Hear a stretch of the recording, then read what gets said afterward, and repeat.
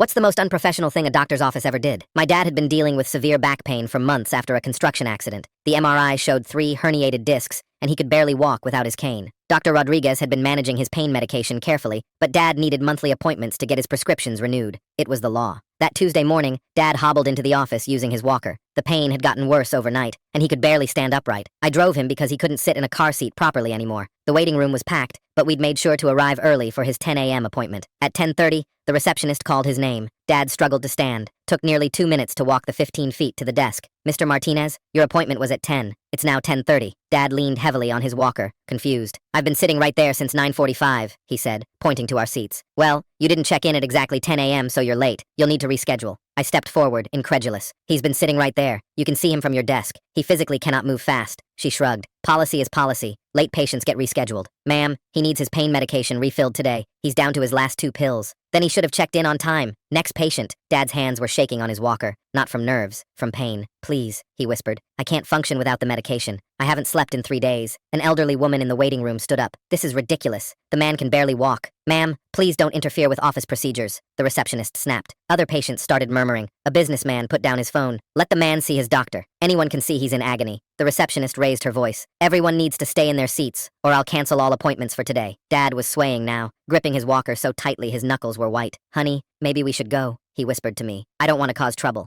That's when a nurse emerged from the back, took one look at Dad, and immediately called for Dr. Rodriguez. The doctor rushed out, saw Dad barely standing, and his face went red with anger. "Maria," he said to the receptionist, "why is Mr. Martinez not in an exam room? He was late for check-in procedure." Dr. Rodriguez stared at her. "He's a chronic pain patient who uses a walker. There is no check-in procedure for disabled patients. They get seen when they arrive, period." He personally helped Dad to an exam room. Later, we learned the receptionist had been implementing her own made-up policies for months. She was fired that day, but Dad had to go 2 days without pain medication while we sorted everything out. 2 days of him crying in his sleep, unable to get comfortable in any position. The doctor apologized profusely and gave him samples, but the damage was done. Dad's condition worsened during those 2 days without proper pain management. His muscles had seized up so badly that physical therapy was set back by weeks, all because someone decided a man with a walker needed to move faster.